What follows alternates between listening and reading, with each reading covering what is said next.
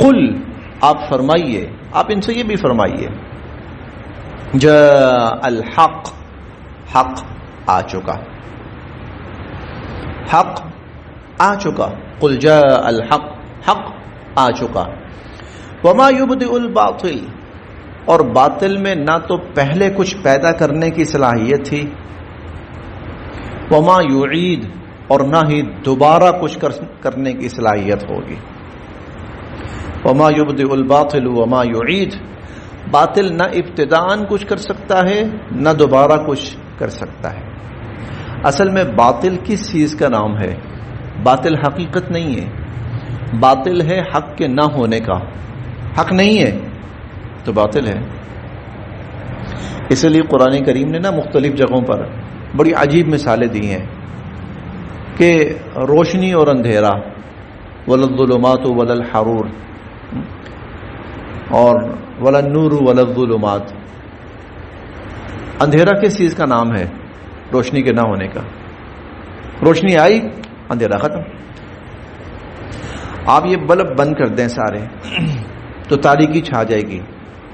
تاریکی کس چیز کا نام ہے؟ روشنی کے نہ ہونے کا۔ ایک بلب جلائیں، ساری تاریکی گئی، او ختم۔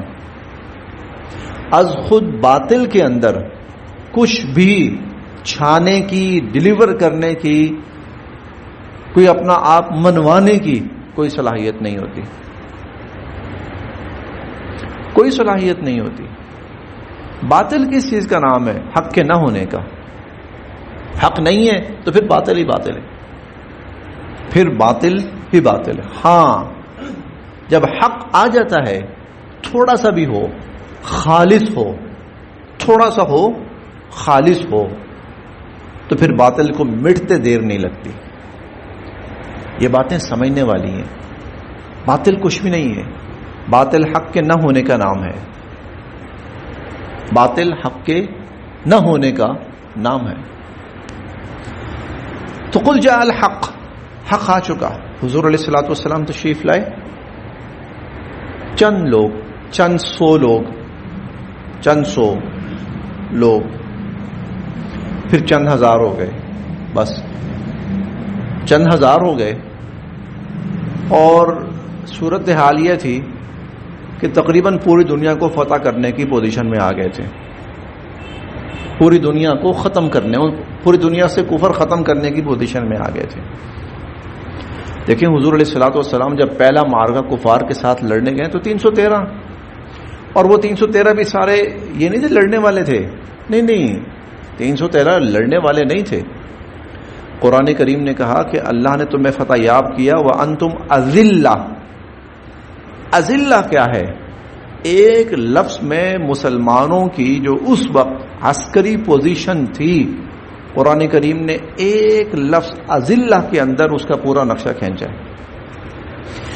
آپ اٹھائیے، سیرت نگار حضرات کہتے ہیں غزوہ بدر میں مسلمانوں کے پاس سب سے جو اہم ہتھیار ہوتا ہے وہ تلوار ہوتی ہے۔ 6 سے زیادہ تلواروں کا کوئی قائل نہیں ہے،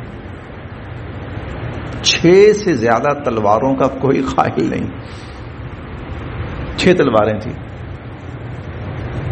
تو لڑائی کیسے لڑی ہے؟ حق آ گیا ہے، باطل نے مٹنا ہے، باطل نے ختم ہونا ہے۔ آپ آگے چلتے جائیں، دنیا پہ حکومت کرنے والا روم، آج اٹلی کہتے ہیں اس کو، رومن امپائر، جس کا رعب، دبدبہ، اقتدار پوری دنیا پر ہے، وہ حملہ کرنے آیا مسلمانوں پر، 3 لاکھ فوج۔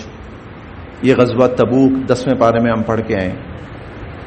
حضور علیہ الصلوۃ والسلام نے صحابہ کے نام سے کہا چلو بھائی، یعنی کوئی سوچ بھی نہیں سکتا تھا کہ روم حملہ کرنے گیا ہے، اور حملہ بھی کرنے گیا ہے عرب کے کچھ لوگوں پر،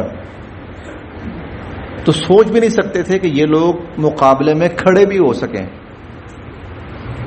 اس سے پہلے حبشہ کا ایک بادشاہ آیا تھا نجاشی، تو پورا عرب سرنڈر کر گیا تھا، غاروں میں جا کر چھپ گئے تھے۔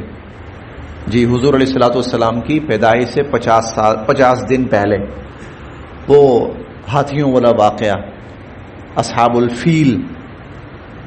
حبشہ کا بادشاہ تھا. حبشہ ایک چھوٹا سا ایک صوبہ تھا. ایک صوبے کا گورنر اٹھا ہے, اس زمانے میں گورنر کہلاتے تھے.